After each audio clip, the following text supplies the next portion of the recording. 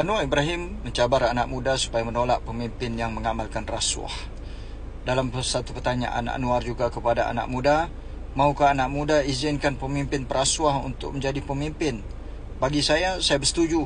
Bukan setakat anak muda saja perlu menolak pemimpin yang mengamalkan rasuah, malahan seluruh masyarakat, daripada veteran sampai kepada anak muda, wanita, lelaki, mesti menolak rasuah. Sebab rasuah tidak dibenarkan dalam agama, dan rasuahlah menyebabkan amalan pidikasi dan ketirisan akan berlaku dalam pentadbiran.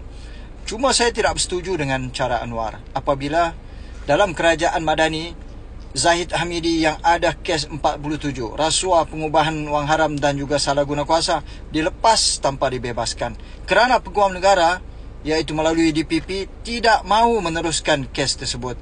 Ini yang tidak kena.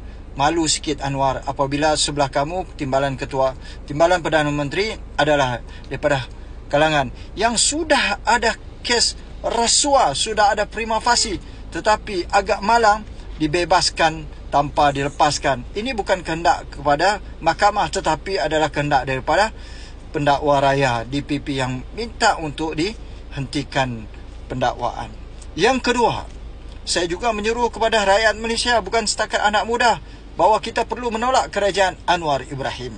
Kerana kerajaan Anwar Ibrahim dalam partinya pun, dalam pemilihan parti baru-baru ini terkait dengan isu rasuah, maka kita kena tolak Pakatan Harapan dan kerajaan Madani untuk pilihan raya akan datang. Yang ketiga, saya juga menyeru kepada anak-anak muda, terutama anak-anak muda daripada Sabah, wanita, golongan veteran dan semua pengundi di Sabah.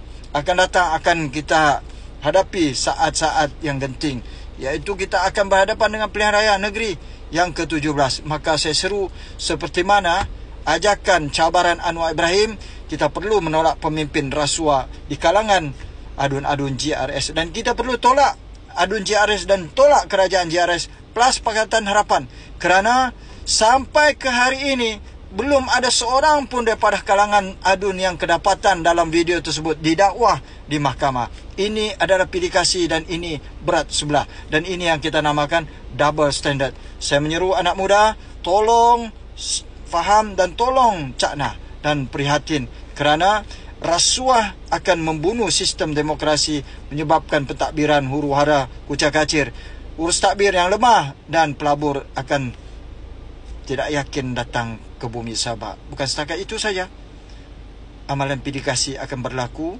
dan seterusnya memperkayakan golongan tertentu dan memiskinkan rakyat Sabah.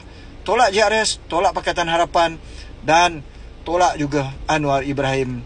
Jangan bagi Pakatan Harapan PKR menang di bumi Sabah. Ini perjuangan kita rakyat Sabah.